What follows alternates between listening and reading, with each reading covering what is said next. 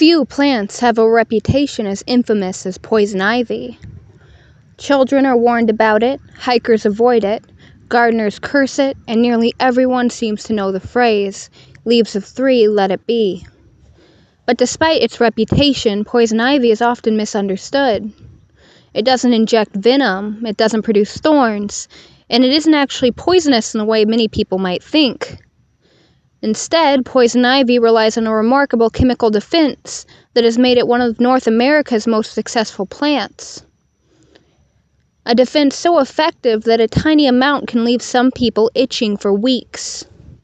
This is poison ivy, one of the most recognizable and misunderstood plants in North America.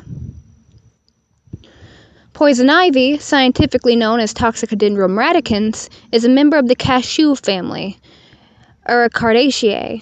Its relatives include mangoes, pistachios, cashews, poison oak, and poison sumac.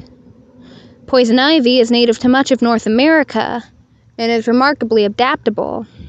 It can grow as a ground cover, a shrub, a climbing vine, or even a large woody vine ascending trees. This flexibility allows poison ivy to thrive in forests, roadsides, riverbanks, abandoned fields, suburban yards, and disturbed habitats in general. Its appearance can vary dramatically depending on age and environment, which is one reason so many people struggle to identify it correctly. The phrase "leaves of 3, let it be" has become one of the most famous plant identification rules in North America, and while it is helpful, it is far from perfect. Poison ivy typically produces 3 leaflets, a central leaflet and 2 side leaflets.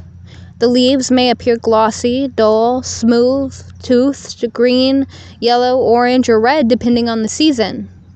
Young plants often look different from mature plants. Sun-grown plants may look different from shade-grown plants. And because many harmless species also have the leaflets, relying solely on the rime can lead to mistakes.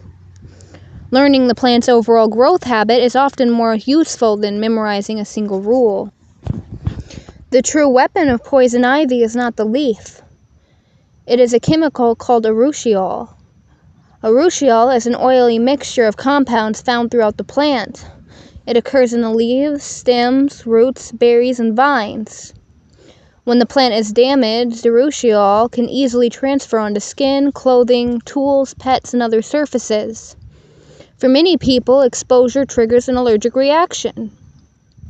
Importantly, the rash itself is not contagious. The blisters do not spread poison ivy. What spreads the reaction is usually leftover Urushiol that remains on surfaces. And because the oil is remarkably stable, it can remain active for surprisingly long periods of time. The rash caused by poison ivy is actually the result of the immune system. When Urushiol enters the skin, the body recognizes it as a threat. Immune cells respond aggressively. The result is a condition known as allergic contact dermatitis.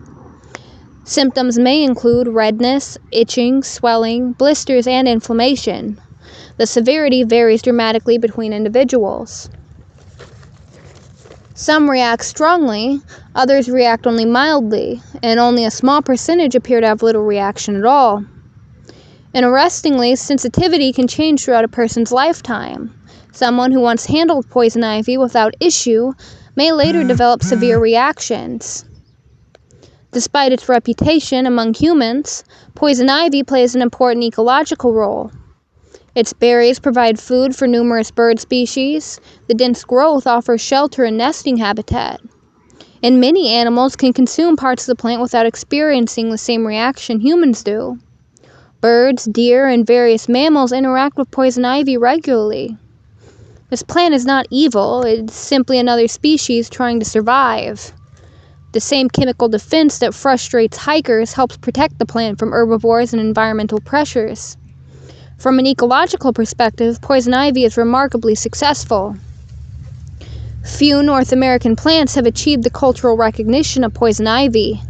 It appears in cautionary tales, outdoor education, survival guides, folklore, and popular culture. For generations, parents taught children how to identify it. Outdoor workers learned to respect it, and countless people discovered its effects through first-hand experience. As a result, poison ivy became more than just a plant. It became a symbol of nature's ability to defend itself. A reminder that not every danger announces itself with bright colors or obvious warnings. Sometimes the most effective defenses are hidden in plain sight. Poison ivy is often viewed only as a nuisance, but beneath that reputation lies a fascinating story involving chemistry, evolution, ecology, immunology, and human perception. It demonstrates how plants use chemical defenses to survive, how immune systems respond to environmental challenges, and how a single species can become woven deeply into culture and folklore. For a plant so often hated, poison ivy has a remarkable story to tell.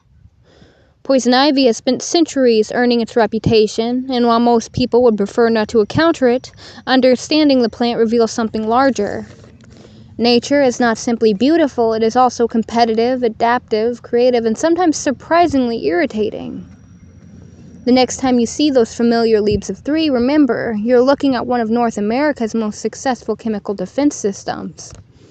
A plant that turned a simple oil into one of the most recognizable biological reactions on the continent. Thank you for watching, and I'll see you in the next episode.